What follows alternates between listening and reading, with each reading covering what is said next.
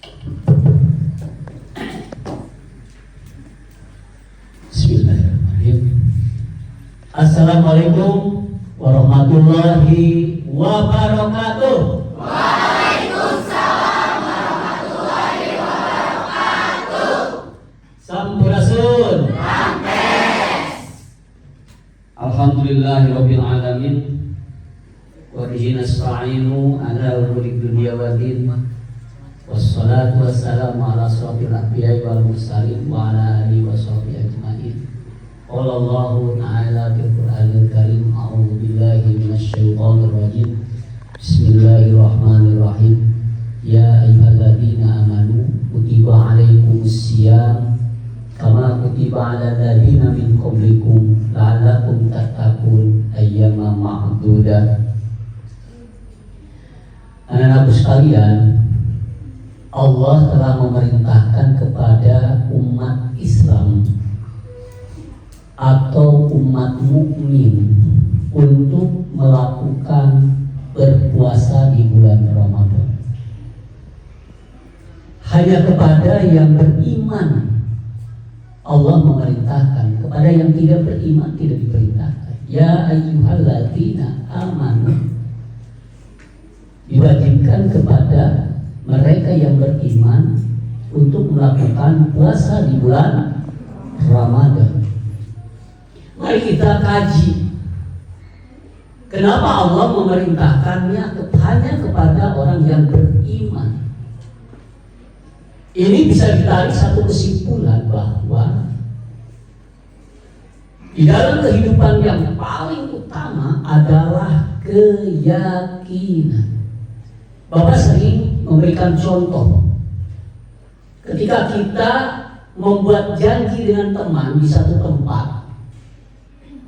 Yuk kita kumpul jam 2 di alun-alun. Kemudian teman kita datang pada jam 2, ternyata kita datang jam 3. Maka besok hari ketika kita berjanji kepada teman itu, maka mereka tidak akan percaya lagi.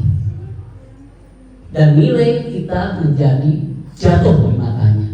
Sehingga dengan demikian, kehidupan yang utama adalah memberikan keyakinan dan membangun keyakinan di dalam jiwa kita. Apapun yang kita lakukan, konsepnya adalah yakin. Kalau adik-adik kemudian bersekolah di SMA Mutiara, itu karena adik-adik yakin bahwa SMA Mutiara adalah pilihan yang terbaik pada saat itu. Dan keyakinan ini terus memberikan nuansa semangat, nuansa inovasi, sehingga adik-adik betul-betul menjalankan pembelajaran di SMA Mutiara ini dengan semangat, karena yakin kalau kita belajar dengan baik, maka kita akan memperoleh masa depan yang baik. Kemudian adik-adik jatuh cinta, mencintai seseorang karena ada yakin bahwa yang adik-adik cintai adalah orang yang akan memberikan yang terbaik pada diri kita. Sehingga konsep kehidupan yang paling utama adalah iman. Hidup ini kan sebuah perjalanan. Ya, hidup tidak lebih dari suatu perjalanan yang panjang. Kalau kita ingin berjalan, misalkan adik-adik pada suatu saat ingin pergi ke Jakarta, apa yang harus dilakukan? Yang pertama kali adalah menentukan tujuan. Misalkan tadi ke Jakarta, tujuannya ke Jakarta. Ya, tujuan ini akan memberikan satu konsepsi bahwa perjalanan kita adalah menuju Jakarta. Kemudian setelah tujuan kita tentukan, apa yang harus dilakukan kemudian adalah menentukan arah. Jakarta itu di mana? Oh, kalau dari sini Jakarta itu ada di sebelah barat. Berarti kita harus berjalan menuju ke barat. Nah, kalau kita mau ke Jakarta kemudian kita berjalan ke arah timur, maka berarti kita menjauhi tujuan. Makanya adik-adik, yang paling utama dalam hidup adalah kita tahu apa tujuannya. Yang kedua, kita tentukan kemana arahnya. Nah, setelah tujuan, kemudian arah kita tentukan. Yang ketiga apa? Jalur perjalanannya. Oh, tujuannya Jakarta,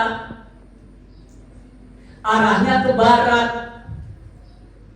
Jalur perjalanannya kita yang pertama menuju Cibadak melalui Cikidang. Setelah Cibadak belok ke kiri menuju Cicurug, atau melalui tol di Parungkuda masuk tol ya menuju Bogor. Dari Bogor menggunakan tol menuju Jakarta sampai. Jadi kehidupan ini sesungguhnya ringan dan mudah kalau kita tahu kemana tujuannya, di sebelah mana berada tujuan itu, dan bagaimana cara kita berjalan untuk meraih tujuan tersebut. Loh, kenapa jadi sulit? Kenapa kehidupan kita jadi berat? Karena kita tersesat. Harusnya kita menuju ke Cibadak melalui Cikidang. Karena kita ada godaan, cobaan, ada hambatan, sehingga kita melalui Bag-Bagan belok kanan ke arah Kiara 2, akhirnya bingung, tanya kemana arahnya, apalagi yang menunjukkan arahnya juga salah. Akhirnya kita kebingungan di jalan, sehingga pada akhirnya kita menyimpang dari tujuan yang sesungguhnya. Anak-anakku sekalian, Bapak ini sekarang adalah seorang guru. Tapi kemudian Bapak pernah menjadi karyawan perusahaan. Kenapa? Karena mungkin perjalanan Bapak menyimpang dulu. Sesungguhnya tujuannya adalah menjadi seorang guru. Tetapi karena perjalanannya tadi berbagai hambatan, akhirnya Bapak menyimpang ke perusahaan.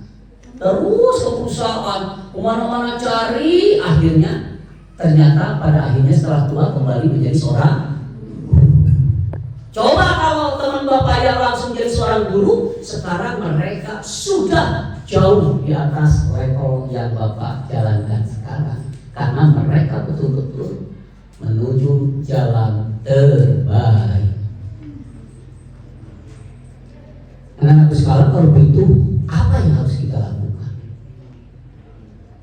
Anak-anakku, Allah telah memberikan rambu-rambu dan petunjuk untuk manusia. Apa petunjuk jalan Allah? Petunjuk jalan Allah adalah hidayah.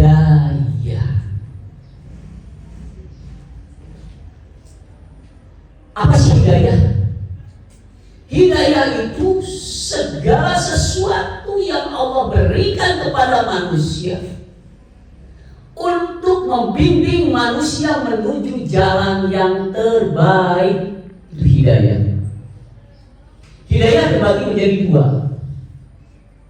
Yang pertama hidayah umum, dan yang kedua hidayah khusus. Apa hidayah umum?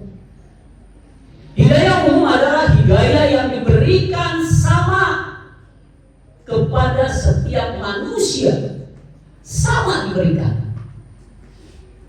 Tetapi mungkin konsepnya yang agak berbeda. Misalkan hidayah umum adalah raga kita. Ini hidayah. Dengan raga kita bisa berbuat sesuatu. Dengan raga kita bisa menggapai sesuatu.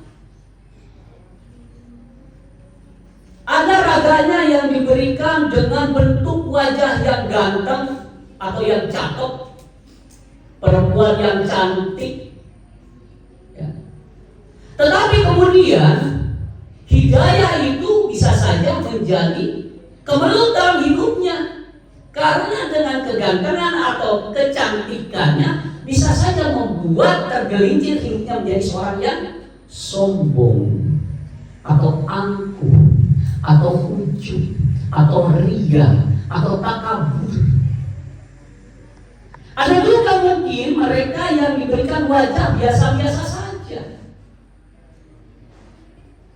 tetapi dengan kebiasa-biasaannya itulah justru dia muncul menjadi manusia yang unggul. Lamun cek bahasa Sunda meri. Ada juga yang diberikan sebagai anak orang kaya. Mungkin di satu pihak dia dilahirkan menjadi anak orang kaya, mendapatkan kemudahan-kemudahan menuju jalan yang terbaik.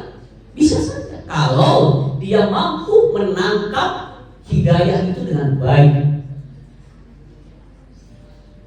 Tetapi ada sebagian orang yang justru dengan dilahirkan sebagai anak seorang yang kaya membuat dia menjadi terlena, menjadikan dia menjadi tersesat.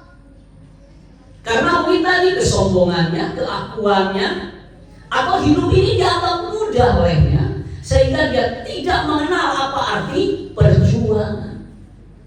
Tetapi ada juga yang diberikan hidayah, dilahirkan menjadi seorang orang tua yang biasa-biasa saja atau bahkan miskin sekalipun. Tetapi justru apabila dia mampu menangkap hidayah itu, maka dia kemiskinannya akan menjelmakan dia menjadi seseorang yang unggul dan hebat, sehingga dia mampu berjuang dan menghargai serta menemukan kehidupannya ini dengan sangat mudah. Jadi anak-anakku sekalian, raga atau badannya kita ini adalah hidayah dari Allah. Panca indera yang diberikan kepada kita, yang kita nikmati setiap harinya adalah hidayah dari Allah. Kuncinya, apakah kita mampu menggunakan panca indera ini secara baik untuk meraih jalan terbaik?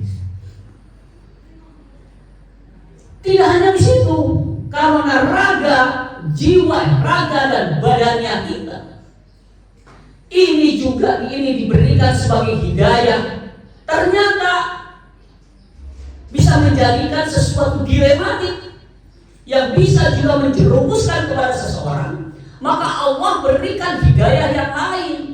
Apa? Hidayah pendidikan.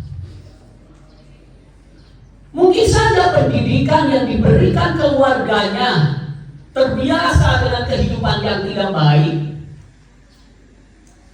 membuat seseorang mengambil hikmah, akhirnya dia pergi ke suatu tempat yang lebih baik, misalkan pesantren, ya, atau dia membandingkan dengan tempat yang baik di mana di kampung halaman yang tidak baik, dan dia mengambil itu sebagai satu pelajaran terbaik dalam hidupnya, bahwa ketidakbaikan di keluarganya, ketidakbaikan di kampungnya ternyata memberikan kehidupan yang menjerumuskan bagi orang-orang di sekitarnya, sehingga dia tangkap hidayah itu dengan baik dan dia menjelma menjadi orang yang baik. Atau juga dia diciptakan dari satu kampung yang sangat baik, lingkungan yang cukup baik, tetapi dia tidak mampu mengambil hidayah itu, kemudian dia mencoba berjalan ke kampung yang lain dan membawa penyakit-penyakit ke kampungnya, dan kemudian dia boring atau bosan dengan kebaikan, akhirnya dia menjelma menjadi seseorang yang terjerumus. Jadi anak-anakku sekalian, semua diberikan dengan sama. Seperti Anda sekarang ada di SMA Mutiara, semuanya memiliki hak yang sama. Walaupun ada misalkan yang beasiswa, ada yang membayar penuh, bahkan ada yang misalkan sebagai donasi. tetapi memiliki hak yang sama, setiap hari bisa memanfaatkannya dengan baik, atau ada yang tidak memanfaatkannya dengan baik. Dan akhirnya hidayah berada di SMA Mutiara. Ini menjadi permasalahan khusus. Kalau ada yang mampu menangkapnya dengan baik, maka dia bisa menemukan jalan yang terbaik. Kalau dia tidak mampu menangkapnya dengan baik, maka dia akhirnya selama di SMA Mutiara tidak mendapatkan apa-apa untuk menemukan jalan yang baik. Ini hidayah umum. Hidayah juga yang umum ini adalah peringatan dari Allah, itu juga hidayah. Misalkan bahwa Allah telah memerintahkan kepada umat manusia dari ayat yang pertama diturunkan saja sudah ada perintah untuk melakukan penghayatan, melakukan penjiwaan untuk menemukan apa sesungguhnya hidup ini dengan lafaz Iqra, baca. Allah sudah memerintahkan kepada seluruh manusia untuk membaca. Membaca apa? Membaca seluruh kehidupan ini supaya kita tahu apa sesungguhnya hidup ini yang sebenarnya. Ya tadi bahwa manusia diberikan hidayah dan dapat lafaz Al-Quran Iqra adalah suatu hidayah. Seandainya kita mampu menangkap hidayah itu, maka kita akan membaca semua kehidupan ini dengan baik. Kemudian turun lagi Al-Quran. A'udzu billahi minasy syaithanir rajim. Bismillahirrahmanirrahim. Dengan nama Allah yang Maha Pengasih dan Maha Penyayang. Kehidupan kita setiap saat selalu di dalam telinga kita berdengung dengan nama Allah. Selalu di dalam kalbu kita berdengung dengan nama Allah. Selalu di dalam pikiran kita menggema dengan nama Allah. Dan ketika kita meyakini bahwa Allah Maha Pengasih dan Maha Penyayang, maka kita akan menjadikan dan akan mengembangkan pemikiran bahwa dalam lingkungan yang kita ini selalu ada Allah yang melindungi kita. Wal asri, demi masa atau demi waktu. Innal insana lafi khusrin, sesungguhnya manusia itu dalam kerugian. Wah, Allah memberitahukan ini kepada manusia itu dengan bersumpah. Allah saja bersumpah. Ini pernah disampaikan oleh guru saya Al-Mukarram yang pernah juga berceramah di depan adik-adik mengenai hikmah surat Al-Asri ini. Ya, sungguh saya bergetar ketika mendengar penjelasan ini. Sesungguhnya manusia itu selalu dalam kerugian. Jadi hidup kita ini merugi. Setiap hari kita jalan menghabiskan uang orang tua, kemudian memakai sepatu, kemudian dibuang menghabiskan orang tua, berdosa kepada orang tua, kemudian belajar tidak baik. Waktu yang diberikan oleh Allah juga tidak digunakan dengan sebaik-baiknya. Semua manusia adalah merugi. Illal ladzina amanu, kata Allah. Sumpah Allah demi waktu, sesungguhnya manusia merugi. Illal ladzina amanu, kecuali orang-orang yang beriman.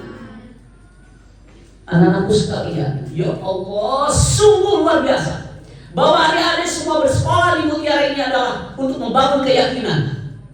Adik-adik diberikan penjelasan, pengetahuan oleh guru, itu adalah untuk membangun keyakinan Karena keyakinan akan datang dari pemahaman, dan pemahaman akan timbul dari pengetahuan. Maka adik-adik dalam belajar dipahami. Kenapa harus ada paskibra, panas-panasan? Pahami. Oh, untuk membangun kedisiplinan. Buat apa saya paskibra kalau kemudian saya tidak move on, ya, dan tidak disiplin, move on, berubah karena ada paskibra, karena saya digembleng untuk membangun kedisiplinan, sholat tepat. Kemudian kita bersekolah, kita jamnya yang tepat. Semua dibangun ketika kita naik motor pakai helm. Disiplin, karena kunci sukses adalah disiplin. Illa ladzina amanu, kata Allah, kecuali orang yang beriman. Artinya orang yang beriman itu tidak akan merugi. Sekali lagi, Bapak, mohon kepada adik-adik, pada anak-anakku sekalian, mari bangun keyakinan, yakin bahwa SMA Mutiara akan memberi sesuatu yang terbaik buat saya, bahwa SMA Mutiara akan menunjukkan jalan terbaik. 3 tahun di SMA Mutiara saya akan menjelma menjadi orang hebat. Itu keyakinan yang kita, sehingga Anda tidak akan membuang-buang uang. Wa amilus sholihat, dan yang beramal soleh. Apa yang beramal soleh? Moto SMA Mutiara, ikhlas. Intikan kami hasilkan anak soleh. Siapa anak soleh? Adalah orang-orang yang betul-betul meyakini di dalam jiwanya bahwa hidup yang utama adalah beramal soleh. Luar biasa dari hidup ini, indahnya luar biasa. Dan adik-adik semuanya bisa menangkap hidup ini dengan baik apabila kita tahu bahwa hidup ini ada hidayah, dan hidayah harus kita tangkap. Nah, adik-adik sekalian, hidayah ini sudah diberikan oleh Allah, hidayah umum kepada seluruh manusia sejak lahir. Dan kita akhirnya memanfaatkan hidayah dengan baik. Tetapi ternyata sebagian besar di antara umat manusia ini tidak mampu menangkap hidayah umum ini. Akhirnya muncullah orang-orang yang terjebak di bulan Ramadan, dia ngumpet, kemudian godin. Di bulan Ramadan dia pergi ke pantai, bukannya ke masjid untuk tarawih. Di bulan Ramadan dia kemudian berbuat hal-hal yang jahat.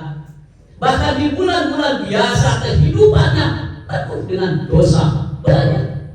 Artinya mereka tak mampu menangkap hidayah. Apa yang akan dilakukan oleh Allah kepada orang-orang yang tidak sanggup menangkap hidayah? Maka Allah memberikannya hidayah khusus. Hidayah khusus adalah hidayah atau anugerah atau berkah dari Allah kepada orang-orang tertentu yang tersesat. Misalkan adik-adik terjebak merokok, akhirnya jadi perokok berat, akhirnya kena tipes. Adik-adik kemudian ditanya sama dokter, kamu merokok nggak? Merokok, dok. Berhenti merokok supaya kamu sembuh dari tipes. Itu namanya. Dan ketika adik-adik berhenti merokok, itu adik-adik mendapat hidayah.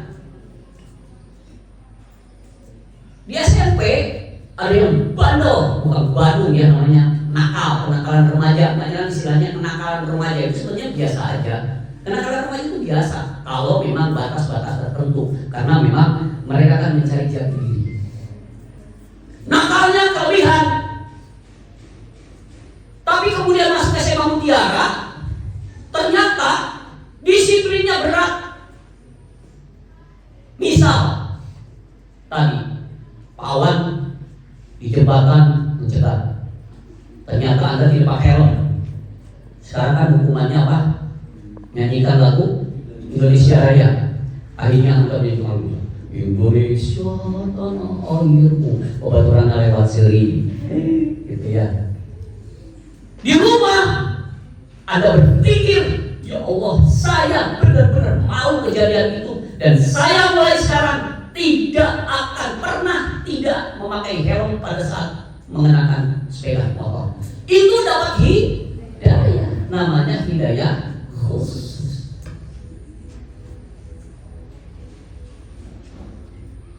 Budak awewe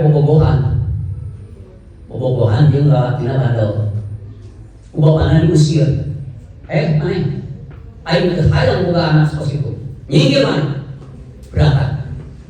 Berangkatnya ke bibinya. Sebab bibinya dinasehati. Akhirnya dari nasihat itu dia kemudian berubah.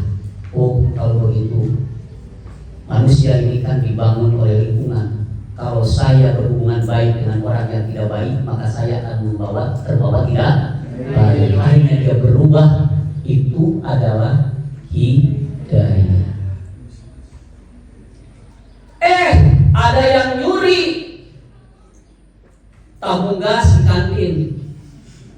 Ya, ternyata pakai CCTV. Tangkap deh. Disidang deh. Asalnya nggak ngaku, tapi ketika mau diproses polisi, ngaku. Akhirnya jawab, iya, saya tidak akan pernah melakukan lagi. Berubah dia menjadi orang yang baik. Untung itu adalah hidayah. Kenapa? Kalau dibiarkan dia mencari tabung gas, mencuri tabung gas, kemudian dibiarkan dan lolos, maka sebulan atau bulan depan dia akan mencuri kambing. Dibiarkan mencuri kambing, tahun depan akan mencuri sapi. Dibiarkan mencuri sapi, tahun depannya lagi akan mencuri gadis orang. Makanya awal-awal diberi hidayah dari awal. Sanggupkah orang menangkapnya? Tergantung. Kalau yang sanggup berarti dia menemukan kemuliaan. Kalau yang tidak sanggup, maka akan ada lagi hidayah khusus yang berikutnya. Apa itu datangnya penangkapan? Apa itu datangnya pengusiran oleh orang tua? Ketika Anda diusir karena pacaran dengan seseorang yang tidak baik, menurut orang tua Anda tidak setuju, Anda diusir, itu namanya kode hidayah. Ketika Anda mencuri, kemudian kode hidayah tidak Anda tangkap, maka Anda besoknya lagi masuk penjara. Ketika masuk penjara, Anda tangkap itu sebagai kode hidayah, maka Anda berubah menjadi orang yang baik. Banyak. Jadi kode hidayah atau hidayah ini bertingkat. Ketika Anda diusir sama orang tua Anda, perempuan diusir karena pacaran dengan orang yang tidak baik, diusir. Tapi Anda kekeh tidak menangkap kode hidayah. Setahun kemudian apa yang terjadi? Hamil di luar nikah. Hamil di luar nikah itu adalah kode hidayah. Mampukah merubah Anda dengan hamil di luar nikah? Anda betul-betul sholat sholat tobat, kemudian minta kepada Allah untuk benar-benar menjadi orang hebat, maka kode hidayah itu Anda berani Kalau tidak, 2 bulan kemudian Anda bunuh diri. Itulah adik-adik, makanya kehidupan ini makin berat hidup itu karena kita makin banyak melakukan kesalahan-kesalahan dan kita tidak mampu menangkap kode hidayah. Paham ya? Mudah-mudahan adik-adik paham perjalanan hidup. Ya, mau nggak ada satu cerita? Pernah nggak Bapak menceritakan tentang kain A dan kain B? Belum ya? Nah, ini ada cerita nih, boleh ya? Puasa biasanya kalau ada cerita cek hari. Ya. Alkisah ada kain A dan kain B. kain A itu adalah kain yang eksklusif, berkualitas, harganya mahal. Maka di toko itu, tokonya besar sekali, ditempatkan kain A itu di tempat yang sangat istimewa, pakai AC, ya disatukan lagi dengan kain-kain yang lain yang bagus-bagus. Sementara ada kain B, ada kain yang biasa-biasa saja, bahkan cenderung kurang berkualitas. Dan kemudian yang punya toko juga menempatkan kain B ini di tempat yang biasa, disatukan dengan ember, ya, disatukan dengan sapu lidi, disatukan dengan apa lagi ya? Satukan dengan barang-barang yang biasa digunakan. Dan tempatnya juga tidak berasa biasa saja. Bisa bayangkan ya. Kain A karena dia berada di tempat eksklusif, setiap harinya bergaul dengan kain-kain yang berkualitas. Akhirnya antara kain dan satu dengan kain yang lain itu semakin hari semakin menampilkan kehebatan-kehebatannya, sehingga muncul menjadi kain yang sombong. Lihat tuh, kain B tuh tempatnya cuma bersama ember, tempatnya cuma bersama gayung, dengan sikat, dengan seroka. Coba kita ya di sini tempatnya ber-AC. Makin hari kan life is heavy. Makin hari kemudian makin meninggikan atau memperbanyak keangkuhan, kesombongan, maka muncul menjadi karakter yang sombong. Hei KIB, kasihan deh lo. Itu betah berada di sama ember, sama gayung, sama sapu lidi. Kata KIB, alhamdulillah hidup saya begitu indah karena saya berada bersama teman-teman yang lain. Saya tidak kesepian.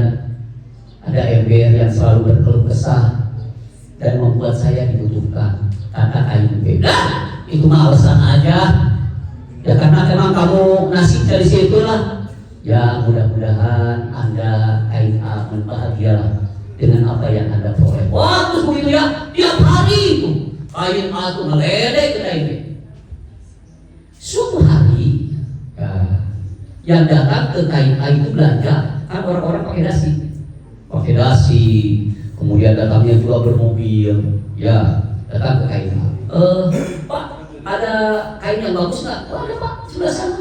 Tuh lihat, yang datang ke gua mah tuh, yang belinya juga orang-orang hebat. Coba yang datang ke kamu, datanglah ya bapak-bapak. Ya saya ambil satu dulu, tolong masukkan ke mobil saya. Ya siapa? Akhirnya kata kain A sambil lewat ke kain B. Tuh lihat, gua mah dibawanya pakai mobil, belum tentu lu mah. Datang lagi kain B, ya ke kain B itu bapak-bapak yang setengah kakek-kakek. Bapak inilah ini ya, ya seperempatnya kakek-kakek. Datang, permisi saya perlu kain 2 meter saja. Katanya, kainnya gimana Pak? Ya yang untuk baju yang sederhana saja. Oh ini kain B.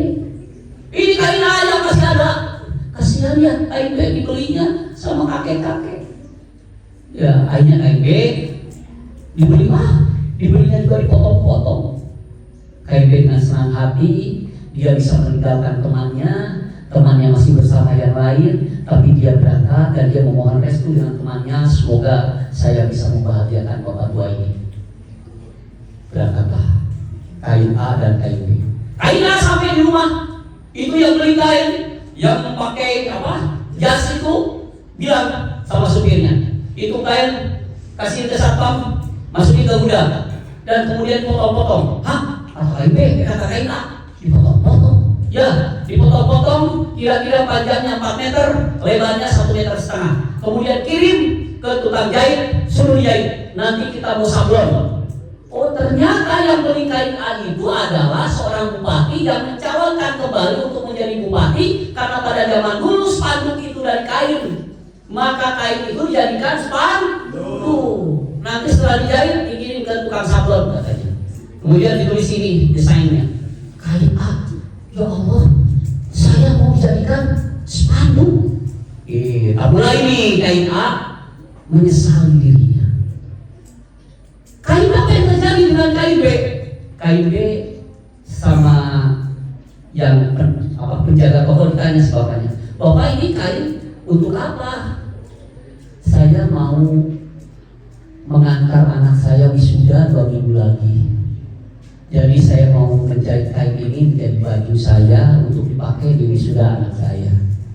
Oh, akhirnya dia kainnya dibawa ke tukang jahit, dijadikanlah baju, dan kemudian kain B bahagia sekali karena dia akan dibawa ke tempat yang ramai, yang eksklusif, yang terhormat, yakni adalah wisuda kelulusan sarjana anak yang beli kain itu.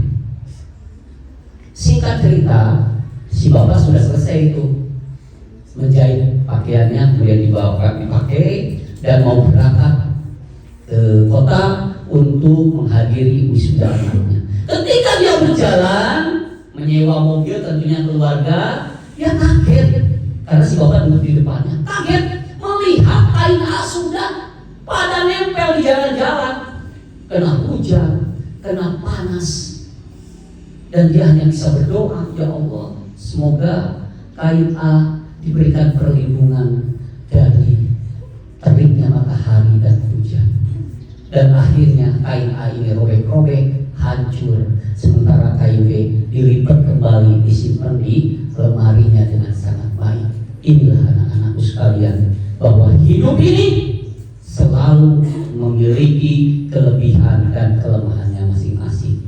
Jangan sekali-kali Anda merendahkan orang yang paling kecil sekalipun, baik posturnya maupun jiwanya maupun keadaannya, karena bisa saja dia nanti justru orang yang terhebat yang terjadi di kelompok ini.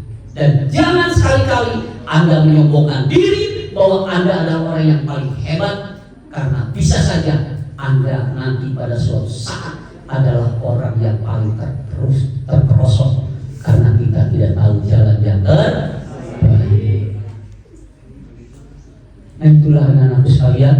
Maka kemudian berjalanlah, kita kan berjalan dari awal dengan hidayah, diberikan peringatan-peringatan oleh Allah, kemudian diberikan juga kesempatan-kesempatan, diberikan juga pendidikan. Semua hidayah umum sudah diberikan oleh Allah kepada kita. Sangguplah kita menangkapnya?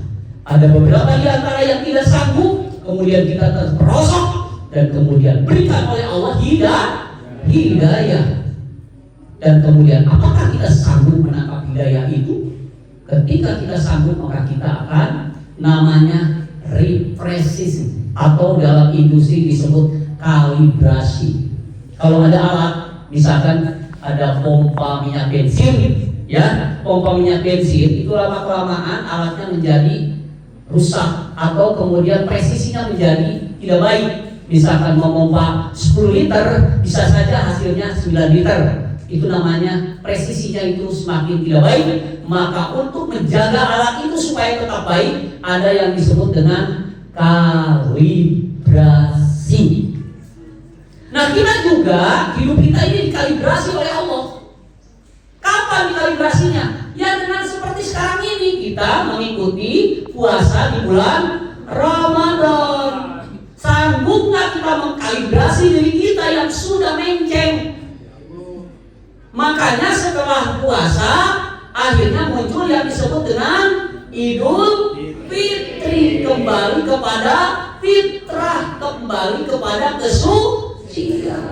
Mukanya menjadi cerah kembali, badannya menjadi segar kembali, jiwanya menjadi fit kembali, wawasannya menjadi luas kembali, dan pandangannya semakin menuju jalan yang terbaik, jalan yang harus dilalui, yang pada awalnya tadi kita menentukan tujuannya ke Jakarta, menunjukkan arahnya ke barat, kemudian menentukan alurnya yang benar, dan akhirnya kita langkahkan kaki dengan keyakinan.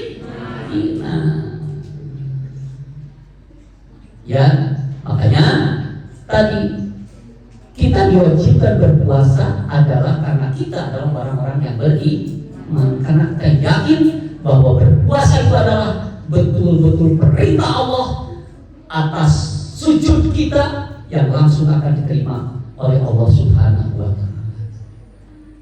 Dan kita juga bersekolah di SMA Mutiara karena yakin bahwa dengan bersekolah kita akan mendapatkan ilmu, dan dengan ilmu itulah kita akan menemukan jalan yang paling baik, jalan menuju kebahagiaan, ketentraman, dan tentunya adalah meraih kehidupan setelah kehidupan ini. Ya, jadi itu yang dapat Bapak sampaikan pada hari ini.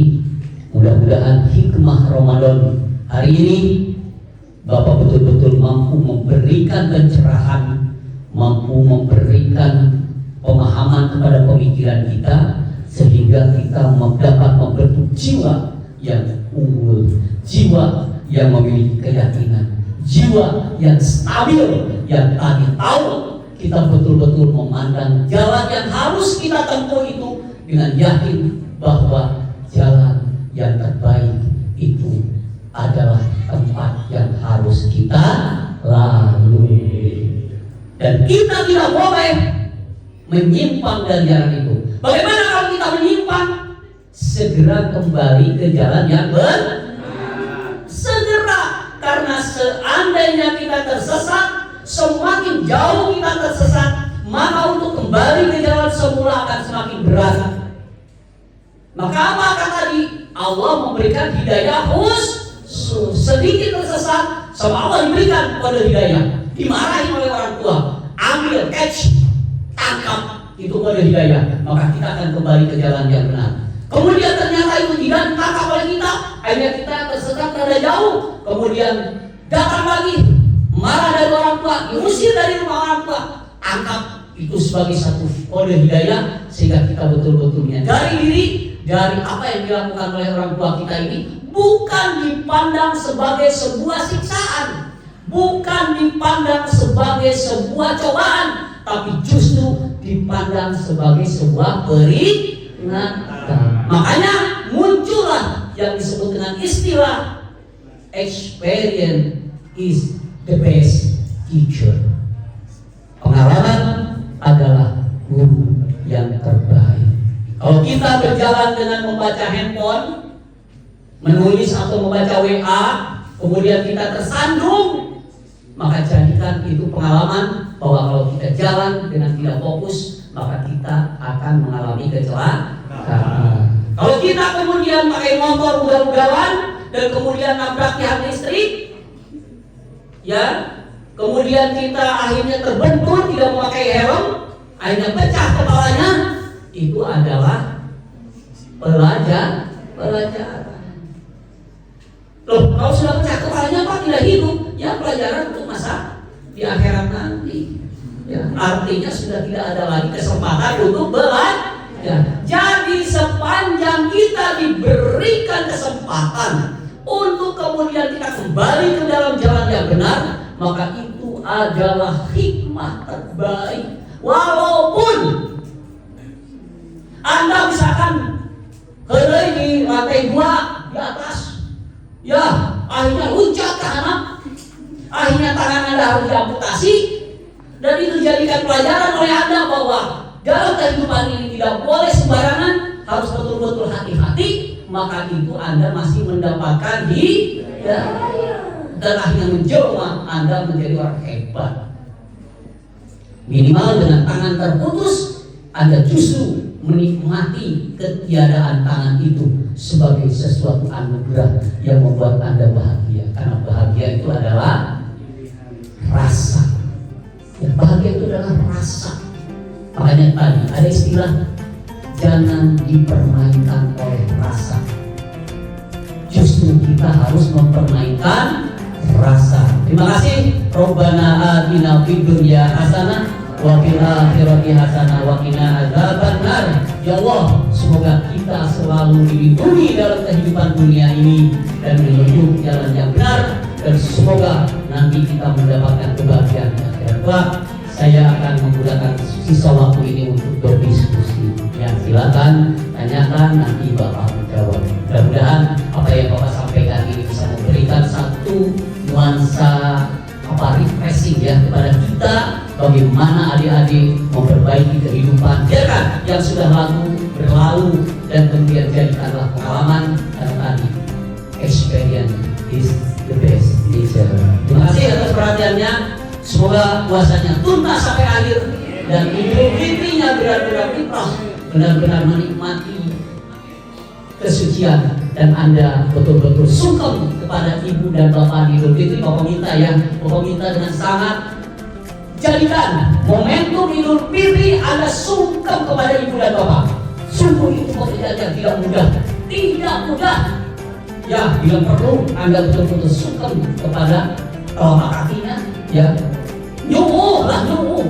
Dina dampal sukuna. Yakin bahwa itu bukan pekerjaan yang mudah, itu sulit sekali. Tapi kalau Anda itu lakukan, maka Anda akan betul-betul dimuliakan. Wassalamualaikum warahmatullahi wabarakatuh.